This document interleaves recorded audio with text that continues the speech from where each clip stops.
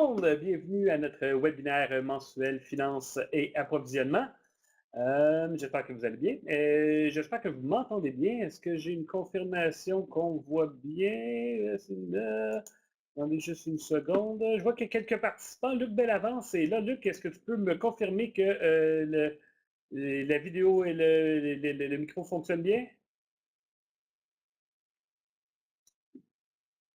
Tout a l'air bien ouvert de mon côté. Alors, pour l'instant, bon, on va se lancer. Ça fait longtemps que je n'ai pas animé un webinaire. Je suis assez heureux de le faire aujourd'hui.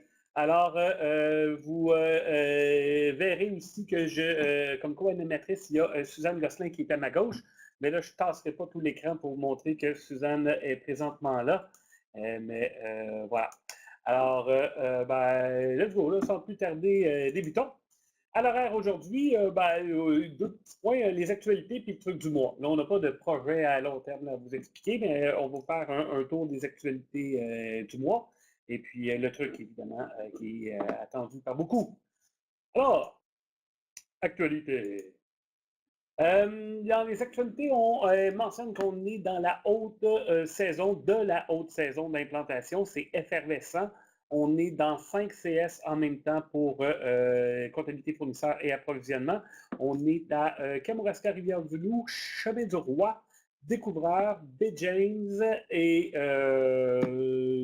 qui manque Charlevoix, où on a des collègues qui se rendent dès cet après-midi, qui prennent la route maintenant pour être sur place à partir de demain.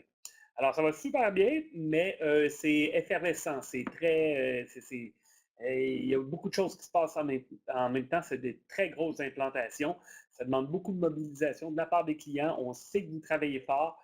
Et puis, nos conseillers en implantation, là, eux aussi, là, ils emportent l'âge sur leurs épaules. Alors, voilà, on savait que l'automne serait chaud, mais là, on est en plein cœur des implantations. On aime ça, là, on aime ce qu'on fait, mais c'est beaucoup en même temps. Mais c'est bon, on tient le moral et puis, voilà, on est content d'être chez vous en implantation. On a présentement aussi, il y a d'autres sujets qui sont un peu chauds. Il y a eu des commissions scolaires qui nous ont fait part de défis à relever en performance et puis plus qu'en performance, en efficience, si on veut, en façon d'utiliser le logiciel pour améliorer vraiment l'efficience, il n'y a pas de meilleur mot, dans les processus, dans le nombre de clics de souris à avoir, dans la façon d'aborder la comptabilité fournisseur et l'approvisionnement plus particulièrement. Ça, d'un côté, ça, c'est comme la partie utilisation, mais aussi de la partie performance de liens puis de tout ce qui l'entoure. Donc, deux CS qui nous ont invités à aller les visiter pour qu'on fasse une étude exhaustive. C'est les commissions scolaires de la Gaspésie, commission scolaire des Chic-Chocs et René Lévesque. On a 3 personnes qui quittent Montréal dans quelques minutes, quelques heures, et puis qui s'envolent pour la Gaspésie, qui vont visiter les 2 commissions scolaires, Chic-Chocs, René Lévesque. Et puis on a envoyé donc 3 personnes, une équipe multidisciplinaire. La propriétaire de produits, Karine Proto, quelqu'un du développement, la réalisation des solutions logicielles, Dominique Belair, et puis quelqu'un de fonctionnel de notre équipe de service qui travaille au soutien, Julie Méthode. Leur but, c'est d'aller se présenter dans les commissions scolaires, de discuter avec eux des différentes problématiques, d'être assis physiquement avec les gens qui font de la saisie, les observer, regarder c'est quoi qu'ils font, comment est-ce qu'ils gèrent les choses de manière fine. Et d'un autre côté aussi, de discuter d'aspects techniques. Ça va être un peu plus le domaine de Dominique Belair. Alors, on fait ça au courant de la semaine. C'est pas quelque chose qui... on a déjà étudié là, les processus et tout ça avant de développer, mais là, une fois que tout est déployé et que c'est en utilisation, on fait donc une optimisation, si on veut. Vraiment faire le point, là, est-ce qu'il y a des choses qui ne fonctionnent pas, est-ce qu'il y a des choses qui doivent être améliorées, est-ce qu'il y a des priorités qui méritent d'être revues. Alors, c'est tout ça qu'on s'en va faire en Gaspésie. Donc, 2 commissions scolaires, une équipe multidisciplinaire de la GRIX, qui quitte maintenant. Ça, c'est pour la Gaspésie. Dans un autre ordre d'idée, mais quand même connexe, la semaine dernière, il y a une ressource Microsoft qui est venue à Montréal en provenance des États-Unis, des bureaux de Microsoft aux États-Unis, puis qui venait observer des problèmes de performance. Ils voulaient, c'est un effort conjoint Grix et Microsoft pour aller pointer précisément là, ce qui pourrait être optimisé côté performance. Il y a beaucoup d'éléments, il n'y a pas un seul, un machin là, sur lequel on pourrait travailler puis révolutionner complètement l'utilisation de l'application. C'est beaucoup d'éléments disparates. Il y a des choses qui sont en optimisation de code, il y a des choses qui vont dans l'infrastructure, il y a des choses qui touchent les processus et puis vraiment la façon d'utiliser les écrans. Il y a vraiment beaucoup d'éléments qui, chacun, mis bout à bout, donne un petit gain. Rien de révolutionnaire qui donne un effort, un gros gain. Plusieurs petites choses, petits éléments qui peuvent être optimisés. Et puis, ben voilà, c'est beaucoup, ça fait beaucoup de petits détails à mettre bout en bout. La personne de Microsoft est venue la semaine dernière. On l'a invité à nous accompagner dans 2 commissions scolaires. C'est un Américain, le monsieur de Microsoft, alors il y avait des affinités plus faciles avec des commissions scolaires anglophones. On l'a donc invité à nous accompagner à Riverside et puis à Lester B. Pearson. Il y a eu beaucoup d'observations qui ont été faites. Là, il y a de l'analyse qui est en train de se faire. Il y a des résultats qui vont être livrés sous peu. Mais là, on voulait juste vous dire que c'est des éléments qui sont en place. On travaille fort là, pour améliorer l'expérience globale d'utilisation de Mosaic AX. Et puis, voilà. Donc, c'était ça pour la ressource Microsoft qui a été invitée par la GRIX. Réunion nationale la semaine prochaine. On vous attend à l'hôtel Mortagne, l'hôtel Mortagne à Boucherville. 14-15 novembre, il y a dans la journée du mercredi plein d'ateliers qui sont spécifiques à Mosaic AX, finance approvisionnement, mais aussi RH. La conférence d'ouverture aussi est faite par la propriétaire de PM, gestionnaire de produits. Merci, Suzanne. Gestionnaire de produits, Roberta Bucciero, qui va ouvrir en nous donnant un aperçu des grands éléments à venir. Il y a des choses sur une implantation sur un horizon de 3 ans, un atelier aussi sur tout ce qui entoure la formation puis le Go Live, tout ce qui entoure l'implantation des différentes activités. Et puis, Suzanne, ton atelier est plus proprement sur dépenses employées. Dépenses employées, voilà, alors quelque chose de plus fonctionnel.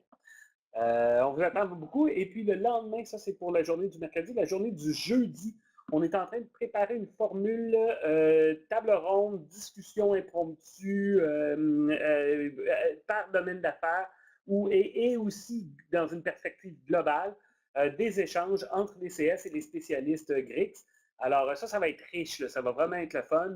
L'idée, c'est pas de vous montrer des PowerPoint déjà toutes montées, c'est d'avoir des discussions franches et puis avoir un dynamisme dans les échanges, là, une fluidité aussi. Ça, c'est la journée du jeudi. En fait, c'est 9h à midi et demi, si je ne m'abuse. Et je termine les actualités en parlant de gestion de changement. Ça, c'est quelque chose qui était réclamé depuis longtemps par les commissions scolaires. C'est sûr que la venue de comptabilité fournisseurs et approvisionnement, ça s'y prête beaucoup plus parce que c'est un projet de grande envergure. En gestion du changement, ce qu'on va vous proposer, c'est une offre de service complète où il y a des spécialistes de gestion de changement. Là, on est en train de spécialiser nos ressources. Là, présentement, ils suivent des cours pour vraiment avoir maîtrisé les concepts. Ça va se traduire en gros là, par la mise en place suggérée. Il n'y a rien d'obligatoire, mais on va le suggérer chaleureusement de mettre en place un bureau de gestion de changement. Ce bureau-là qui va établir un plan de communication qui va vraiment suivre le processus d'implantation et puis qui va pouvoir voir venir en amont les prochaines activités, mobiliser les gens, s'assurer que la communication elle se fait vraiment de manière globale au sein de la commission scolaire et puis avec nous aussi, les spécialistes de la GRIX. Alors, une offre de service en gestion du changement qui devrait vous être proposée. Si ce n'est pas en décembre, ça va être au début de l'année prochaine, début 2019, l'hiver 2019. Alors, voilà, ça s'en vient. On a vraiment hâte de vous donner ça. La première commission scolaire qui va l'expérimenter, le piloter, c'est la commission scolaire des Laurentides, chez qui on est là au courant des prochains mois. Alors voilà, c'était pas mal ça pour les actualités. Maintenant, si je clique, on arrive à l'atelier d'orientation 6 CS qui ont des ateliers d'orientation entre novembre et avril. Veux-tu que je te passe le micro, Suzanne? Ouais. Ouais. Merci beaucoup. Bonjour tout le monde. Oui, on a eu des demandes de rendez-vous pour des ateliers d'orientation. Donc, si je ne m'abuse, on a une en novembre, une en décembre, 2 en février, une en mars, une en avril. Donc, les ateliers d'orientation, c'est ce qui fait le démarrage du projet dans les commissions scolaires. On est bien content de ça. On se promène à travers le Québec. Il y en a vraiment dans toutes les régions là, qui ont levé la main pour passer à l'atelier d'orientation. Fait que ça, on est vraiment, vraiment contents. Truc du mois, ben, ça se peut que je vous apprenne rien, ça se peut que ce soit des choses qui vous ont déjà été montrées dans d'autres ateliers précédents, d'autres webinaires précédents, probablement par Sabrina ou par André Richard. C'est toujours dans le souci de la performance, en fait. Merci, Martin, d'avoir géré ma technique. Dans un souci de performance, donc, je vous rappelle juste quelques petits trucs pour vous aider à à accélérer, en fait, la saisie des informations. Je vais parler surtout dans la comptabilité client, mais parce que là, le truc que je vais vous montrer, c'est vraiment pour la comptabilité client, mais les autres trucs que je vais vous montrer après, ça se présenterait dans toutes les grilles, en fait. Dans la comptabilité, dans la grille de toutes les factures financières, ce qu'ils ont rajouté dans le contrôle G, en fait, de toutes les factures financières, vous voyez ici dans la colonne date, c'est marqué Greater than date, moins 180. Ça veut dire qu'ils ont fait un affichage des 180 derniers jours de factures présentés dans l'écran principal. Alors, afin d'améliorer l'accélération pour l'ouverture de cet écran-là, ils ont décidé de mettre un filtre au développement et il s'agit tout simplement de l'enlever si on veut voir la totalité de toutes les factures. Alors, vous voyez, là, je suis retombée en 2015. En sortant de l'écran et en revenant dans l'écran, le filtre va revenir par défaut. Alors, ne pas paniquer en disant que vous avez perdu vos factures si vous n'envoyez que les 6 derniers mois. Non, en fait, les 180 jours, les 180 derniers jours. Mais vous pouvez mettre à ce moment-là une plage de dates pour lesquelles vous désirez consulter l'écran. Donc ça a été un gain quand même assez important. Un autre gain qui peut être assez important aussi, encore là, je vous dis probablement que je ne vous apprends rien, dans une page de facture financière client ou une facture de comptabilité fournisseur, en arrière.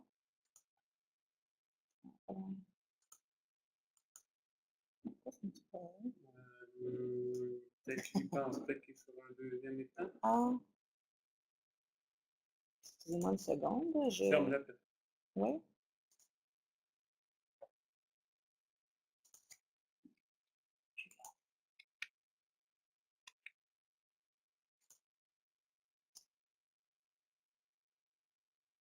Prends-le. Fermez. Clique dessus. Non, c'est parce que c'est comme si j'allais travailler sur 2 écrans et il ne veut pas. Il veut pas m'aider. Ben non, Martin, j'ai besoin de ton aide au secours. Le moment technique, on met ça. On met tout ce qu'il faut. Hop, non, je vais le faire. Les paramètres d'affichage, ils sont juste sur un écran, c'est ça qui arrive. Ils sont sur 2 écrans, ça. Voilà. Ah bon, voilà. J'espère que vous voyez bien mon écran. Donc, pour aider à l'accélération, normalement, quand je sélectionne un client ici, n'importe lequel, et puis que je fais un tab, vous voyez, les tabs m'emmènent dans les champs jusqu'à temps que j'arrive à la bonne place. Alors, en personnalisant l'entête de mon écran, je peux faire des skips de champs, des sauts de champs pour m'en aller directement où je veux aller. C'est sûr qu'il s'agit un petit peu de chercher où est mon information de base, mais une fois qu'on sait comment ça se travaille, ça va quand même relativement bien. Donc, je suis dans l'écran principal. Bon, comment je pourrais vous expliquer? En fait, dans l'entête de facture financière, je suis ici, l'entête de facture financière, la section client, j'ai une section facture aussi. Donc, j'ai une section client, une section facture. En dessous de la section client, j'ai les informations qu'on retrouve en dessous de la section client. J'ouvre encore un petit peu plus loin, donc je vois compte client, le nom, le compte de facturation, comme j'ai ça ici. Alors, après avoir rentré mon compte client, le nom, je n'ai pas besoin d'aller dessus. Alors, je vais faire un skip de mon champ nom. Compte de facturation, qui est le suivant aussi, je n'ai pas besoin d'aller là, il se remplit tout seul. Alors, je vais le skipper. Le nom, je vais le skipper. Client occasionnel aussi. L'adresse, je n'ai pas besoin, c'est ramené par défaut. Alors ce qui va arriver, en fait, c'est que ça va m'amener à la section suivante, la section des factures. Si le département responsable est rempli par défaut ici, selon vos options d'utilisateur via l'onglet bleu ici, s'ils sont remplis par défaut, on pourrait faire skipper ce champ-là.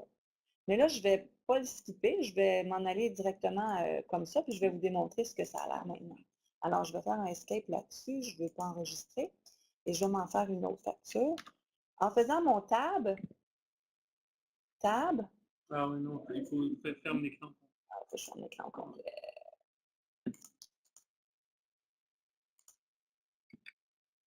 Non.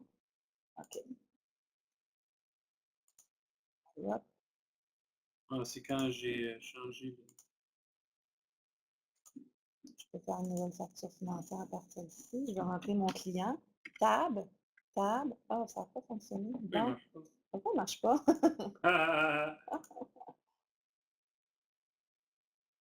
C'est très drôle. Ça fonctionnait à mon bureau, ça, je vous le garantis. Ah, c'est garanti que ça fonctionne. Le nom, il n'a pas gardé. Non, il ne faut pas enregistrer. Ah non, il ne faut pas enregistrer. Non, il ne faut pas enregistrer. Bon, ben, il n'a pas gardé mes skips. Ça, c'est pas normal. Non. Occasionnel, l'adresse. Puis dans la facture, c'est bon. Ferme. On ferme. Ferme. Je ferme. Je ne veux pas enregistrer. En fait, si je dis oui, ça m'enregistre des modifications. Non, c'est ça, non. Je ne veux pas enregistrer cette facture-là.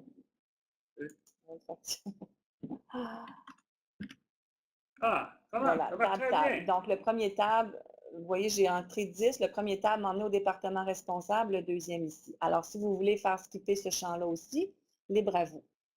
Donc, ça, c'est une petite aide pour accélérer les choses. Et ça se fait dans tous les écrans de saisie de documents, comptabilité fournisseur, bon, je ne dirais pas les journaux de paiement parce que là, il n'y a pas une tonne de champs à sauter, là, mais dans la saisie, ça peut vous aider grandement.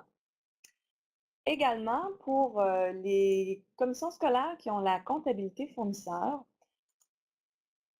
quand on rentre une facture, une facture fournisseur en cours, on n'est pas obligé de la valider automatiquement. Je ne ferai pas la démonstration parce que ça peut être un peu long à me trouver un poste comptable, je ne les ai pas pris en note. On n'est pas obligé de valider facture fournisseur. On n'est pas obligé de les valider au fur et à mesure. Je peux faire la saisie.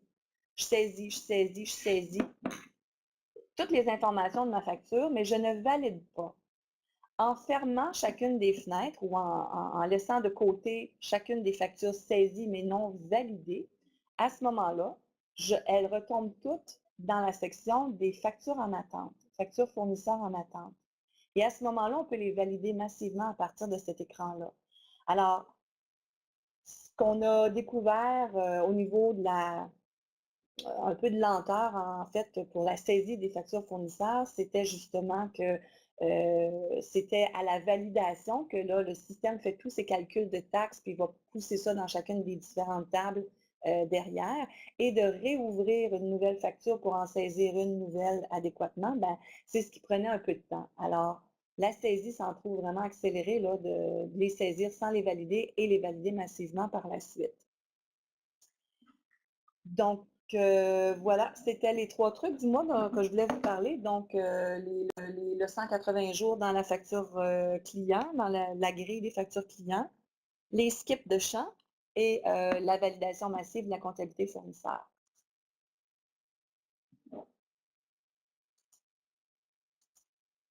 Alors, en théorie, je ne suis pas centrée. Notre webinaire se terminerait ici. Si vous avez des questions, je vous invite à nous en faire part via le petit texto, le petit chatting qu'il y a dans le bas de l'écran de votre côté. Martin et moi, on va rester ici quelques minutes et on laissera ensuite notre place au prochain groupe pour le prochain webinaire mensuel. Alors, prochain rendez-vous, c'est au mois le 3. Je pense que je l'ai. Lundi 3 décembre, le prochain rendez-vous pour le prochain webinaire Finance à Pro. Alors, je vous souhaite un beau mois, puis je souhaite vraiment vous voir à la réunion nationale la semaine prochaine. Merci beaucoup.